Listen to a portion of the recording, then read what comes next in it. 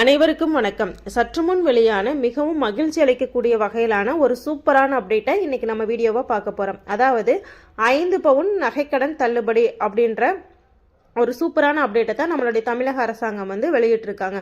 அதற்கு என்னென்ன தகுதிகள் வேணும், எதன் அடிப்படையில் நகைக்கடன்கள் தள்ளுபடி செய்ய போறாங்க அப்படின்ற முழு விவரங்களையும் வாங்க வீடியோஸ்குள்ள போய் தெரிஞ்சுக்கலாம். இப்போதான் ஃபர்ஸ்ட் டைம் நம்ம சேனலை பார்க்குறீங்க அப்படின்னா மறக்காம சப்ஸ்கிரைப் பண்ணி வச்சுக்கோங்க. வாங்க வீடியோஸ்குள்ள போயலாம். நம்மளுடைய நகைக்கடன்களை தள்ளுபடி செய்வது தொடர்பாக தமிழ்நாடு அரசாங்கம் அரசாணையை வெளியிட்டு இருந்த நிலையில் அந்த நகைக்கடன்கள் வெற்றிகரமாக தள்ளுபடி செய்யப்பட்டுள்ளதா சொல்லியிருக்காங்க. குறிப்பா ரூபாய் 6000 கோடி நகைக்கடன்கள் தள்ளுபடி செய்யப்பட்டுள்ளதாகவும் அறிவிச்சிருக்காங்க. கூட்டுறவு சங்கங்களில் 5 பவுனுக்கு உட்பட்டு நகைக்கடன்களை பெற்று நிலுவையில் இருந்த நகைக்கடன்கள் ரூபாய் 600 கோடி தள்ளுபடி செய்யப்பட்டு தமிழ்நாடு அரசால் ஆணையிடப்பட்டுள்ளதா வெளியிட்டிருக்காங்க. அதன் அடிப்படையில் 11.70 லட்சம் பயனாளிகளுக்கு ரூ 4904 கோடி அளவிற்கு தள்ளுபடி சான்றிதழுடன் அவர்கள் அடமானம் வைத்த நகைகளும் திருப்பி வழங்கப்பட்டுள்ளது. வெற்றிகரமாக இந்த நகைகள் அனைத்தும் மக்களிடம் வழங்கப்பட்டுள்ளதான் அறிவிச்சிருக்கிறாங்க. 5 சவரன் வரையிலான கூட்டுறவு நகை கடன்களை தள்ளுபடி செய்வதற்காக மொத்தம் 51 விவரங்களை பயனாளிகளிடம் இருந்து தமிழ்நாடு அரசு பெற்றது. இதன் அடிப்படையில் தான் கடன்கள் தள்ளுபடி செய்யப்பட்டுள்ளது. 5 பவுன் வரையிலான கூட்டுறவு வங்கி நகைக்கடன் தள்ளுபடி செய்யப்படும் என்று முதல்வர் மு.க. ஸ்டாலின் சார் வெளியிட்டிருந்த அடிப்படையில் தேர்தலின் பொழுது திமுக கொடுத்த முக்கியமான வாக்குறுதிகளில் இதுவும் ஒன்றாகும். இந்த வாக்குறுதி எப்பொழுது நிறைவேற்றப்படும் என்ற கேள்வி எழுந்த நிலையில் பட்ஜெட் கூட்டத்தொடரின் தொடக்கத்திலேயே இந்த அறிவிப்பு வெளியாகியுள்ளது.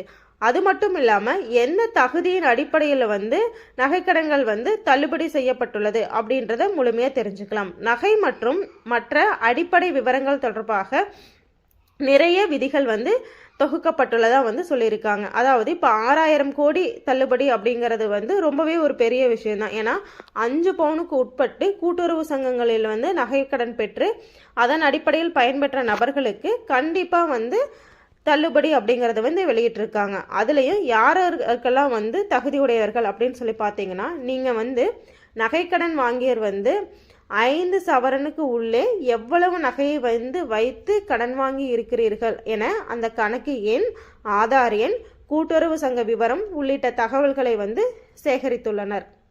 அது மட்டும் இல்லாமல் இந்த தகவல்களை வைத்து பயனர்கள் தகுதியின் அடிப்படையில் குழுவாக பிரிக்கப்பட்டுள்ளனர். இந்த லிஸ்ட் மொத்தமுமே கணினியில் ஏற்றப்பட்டுள்ளதா சொல்லியிருக்காங்க.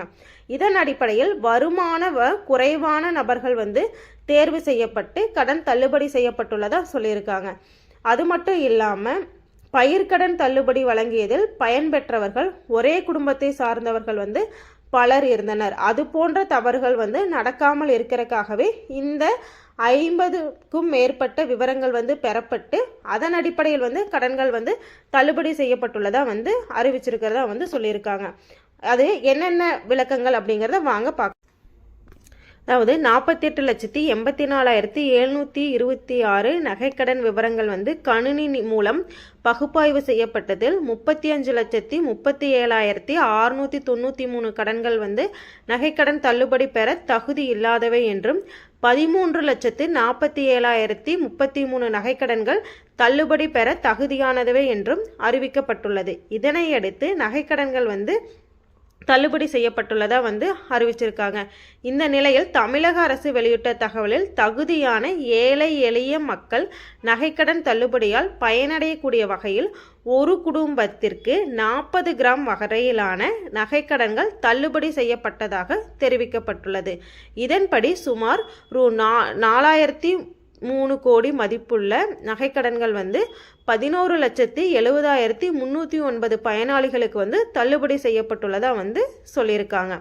இதனிடையே தங்க நகை அடமானம் தொடர்பாக ரிசர்வ் வங்கி திட்டத்திற்கு தமிழக நிதி அமைச்சர் தங்கம் தென்னரசு எதிர்ப்பு தெரிவித்துள்ள நிலையில் இது தொடர்பாக தங்க நகை அடமானம் வைப்பதில் பல புதிய விதிமுறைகளை கொண்டு சாமானியர்களின் தலையில் ஏழை மற்றும் நடுத்தர குடும்பங்களுக்கிடையே பெரும் அதிர்ச்சியை ஏற்படுத்தியுள்ளதாக சொல்லியிருக்காங்க. அதாவது 40 கிராமுக்கு குறைவாக உள்ள மக்களுக்கு, அதாவது 5 சவரனுக்கு உட்பட்டு நகைகள் வச்சிருக்குள்ள மக்களுக்கு வந்து தள்ளுபடி அப்படிங்கிறத வந்து சொல்லியிருக்காங்க. இதன் அடிப்படையில் தான் வந்து ஒவ்வொரு தகுதியான குடும்பங்களுக்கு மட்டுமே வந்து அந்த நகைக்கடன் தள்ளுபடி அப்படிங்கிறத வந்து அறிவிச்சிருக்காங்க. அதாவது இப்போ ஒரே குடும்பத்தில் சேர்ந்த மக்கள் வந்து நீங்கள் கூட்டுறவு சொசைட்டியில் நகைகள் வந்து அடமானம் வச்சுருக்கீங்க அப்படின்னா அது எல்லாமே சேர்த்து 40 கிராமுக்குள்ளே இருக்குது அப்படின்னா கண்டிப்பாக அந்த நகைகள் வந்து தள்ளுபடி செய்யப்படும் அப்படிங்கிறத சொல்லியிருக்காங்க.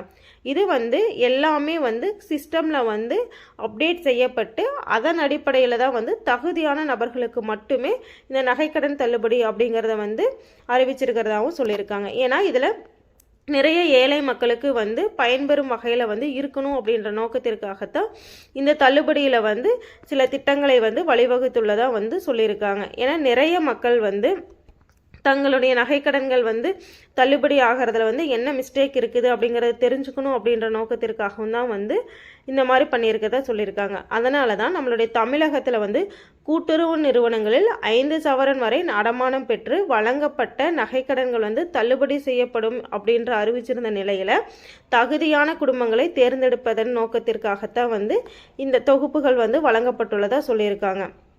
குறிப்பாக நகைக்கடன் தள்ளுபடி திட்டத்தில் வந்து நிறைய பயனாளிகளை வந்து கண்டறியணும், சரியான வந்து அவங்களுடைய கணக்கு எண், அது மட்டும் இல்லாமல் வந்து அந்த வணிக சங்கங்களின் விவரம், அவங்க வந்து எப்போ நகைக்கடன்கள் வந்து பெற்றாங்க, அதற்கான நாள் என்ன, அவங்களுடைய கணக்கு எண் என்ன, வாடிக்கையாளரின் தகவல், குறிப்பு எண், குடும்ப அட்டை எண், ஆதார் எண், முகவரி, தொலைபேசி எண் உள்ளிட்ட 51 விதமான தகவல்கள் வந்து சேகரிக்கப்பட்டு அதன் அடிப்படையில் தான் வந்து நகைக்கடன் வந்து தள்ளுபடி செய்யப்படும் அப்படிங்கிறத சொல்லியிருக்காங்க.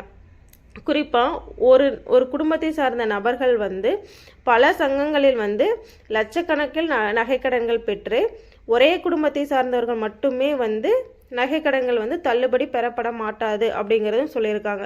இது வந்து ஏழை எளியோரும் வந்து பயன்பெறும் வகையில் வந்து இருக்கணும் அப்படின்ற நோக்கத்திற்காகத்தான் இந்த 51 திட்டமே வெளியிட்டிருக்கதாகவும் சொல்லியிருக்காங்க.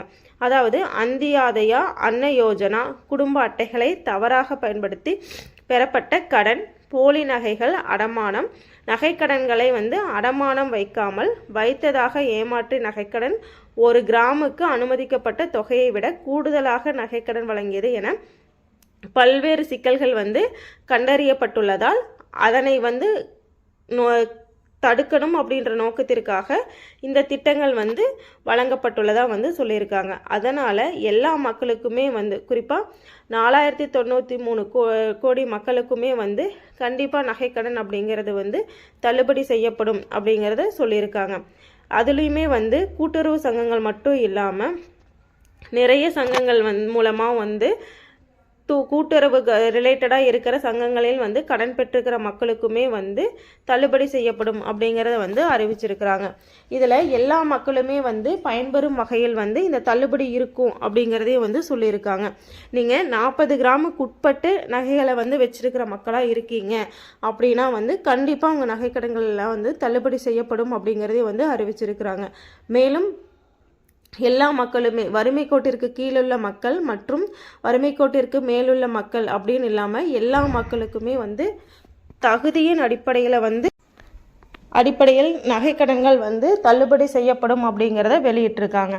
மேலும் அனைத்து கூட்டுறவு சங்கங்களில் உள்ள கடன் பெறும் அனைத்து நபர்களுமே வந்து தங்களுடைய நகைக்கடன் விவரங்களை வந்து கூட்டுறவு சங்கங்களில் பெற்று அந்த நகைக்கடன் தள்ளுபடிக்கு தகுதியானவர்களா அப்படிங்கிறது தெரிந்து கொள்ள வேண்டும் அப்படின்ற நோக்கத்திற்காகத்தான் இந்த அப்டேட்டை வந்து வெளியிட்டிருக்கிறதாகவும் சொல்லியிருக்காங்க. மேலும் உங்களுடைய கடன் தொடர்பான அனைத்து விவரங்களையுமே உங்களுக்கு அருகில் உள்ள கூட்டுறவு சங்கங்களில் பெற்று நீங்கள் எலிஜிபிளா இல்லையா அப்படின்ற விவரங்களை செக் பண்ணி கொள்ளுமாறு சொல்லியிருக்காங்க.